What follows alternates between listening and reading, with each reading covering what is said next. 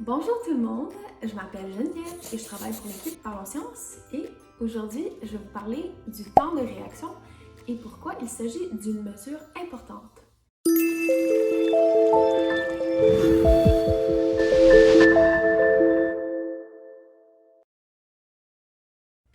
Pour commencer, vous allez voir un point se déplacer sur l'écran vidéo.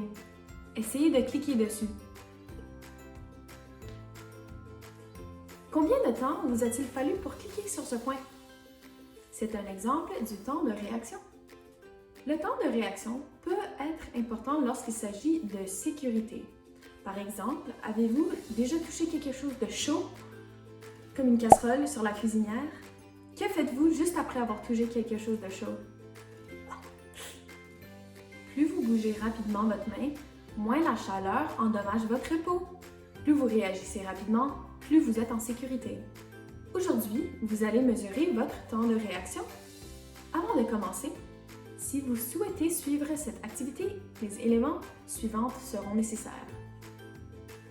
Une règle, un papier et un crayon ou stylo. Si vous avez une calculatrice, c'est facultatif, et un tableau. Nous allons tenir la règle de manière à ce que la marque 0 cm soit plus proche du sol. Ensuite, placez votre main en bas de la règle dans un point, le haut de la pouce sur la marque de 5 cm. Lorsque je dis 1, lâchez la règle, ouvrez complètement la main et saisissez à nouveau votre règle.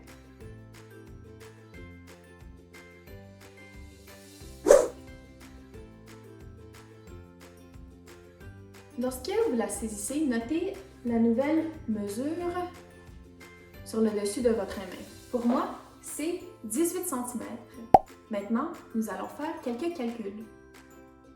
Pour cela, nous utilisons la soustraction. Nous soustrayons 18 cm de la fin, 5 cm du début, et nous obtenons 13 cm.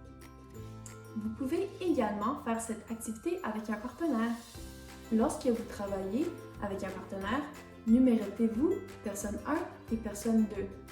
La personne 1 tiendra la règle verticalement à l'extrémité supérieure, au-dessus de la marque de 25 cm. La personne 2 tiendra son index et son pouce autour de la marque de 0 cm, mais sans la toucher. La personne 1 lâchera alors la règle au hasard. La personne 2 attrapera la règle aussi vite qu'elle le pourra. Une fois que la personne 2 a attrapé la règle, mesurez la position du haut de son pouce. Notez cette mesure, c'est la distance de la personne 2. Les personnes 1 et 2 peuvent alors échanger leur rôle afin que la personne 1 puisse attraper la règle à son tour. La mesure de distance que nous avons dans les deux cas est la distance à laquelle la règle est tombée. Mais comment obtenir un temps de réaction à partir de cela? La formule du temps de réaction ressemble à ceci. Elle prend en compte la force de la Terre, aussi appelée gravité, et la distance à laquelle la règle est tombée pour calculer le temps. Pour l'instant, nous pouvons également utiliser ce tableau. La distance est exprimée en centimètres et le temps en millisecondes, soit un millième de seconde. Nous mesurons des temps très rapides en millisecondes. Pour moi, ma distance est de 13 cm et le temps de réaction est... Je peux maintenant comparer mon temps de réaction à celui d'autres personnes à l'aide de ce graphique. Avec la pratique, votre temps de réaction peut s'améliorer. Les gardiens de but de hockey ont des temps de réaction très rapides et ils s'apprennent à attraper le palet qui passe en 6 ans avec leurs gants. Mais pourquoi faut-il du temps pour réagir? Regardons ce qui se passe dans notre cerveau. Nous commençons par la chute d'une règle. L'information sur la chute du règle entre dans nos yeux, puis les nerfs de nos yeux transmettent cette information à notre cerveau. Les nerfs sont des cellules spéciales qui s'agissent comme une autoroute pour l'information. vers le cerveau et autour du corps. Les nerfs se connectent à notre cerveau et vont à l'arrière de notre tête, qui est votre centre visuel. C'est la partie du cerveau qui est responsable de ce que vous voyez. Cette information est envoyée à l'avant du cerveau vers les centres associatifs. Une fois que le cerveau a l'information, dans ce cas, une règle qui tombe, il doit prendre une décision.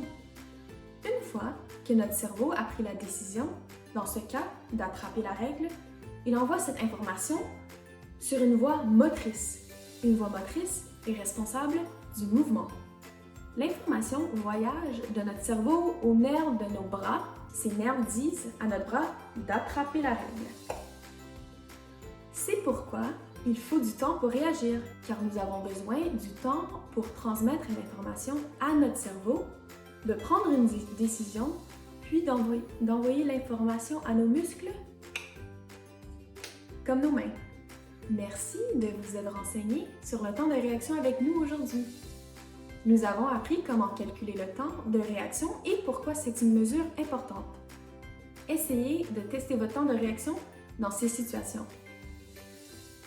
À différents moments, tôt le matin ou juste avant de vous endormir, avec votre main dominante ou non dominante, la main avec laquelle vous n'écrivez pas, et lorsque vous faites quelque chose d'autre en même temps, comme lire un livre à haute voix. Avec l'autorisation d'un adulte, partagez vos résultats avec nous dans les commentaires ci-dessous ou sur les médias sociaux. Nous vous reverrons la prochaine fois!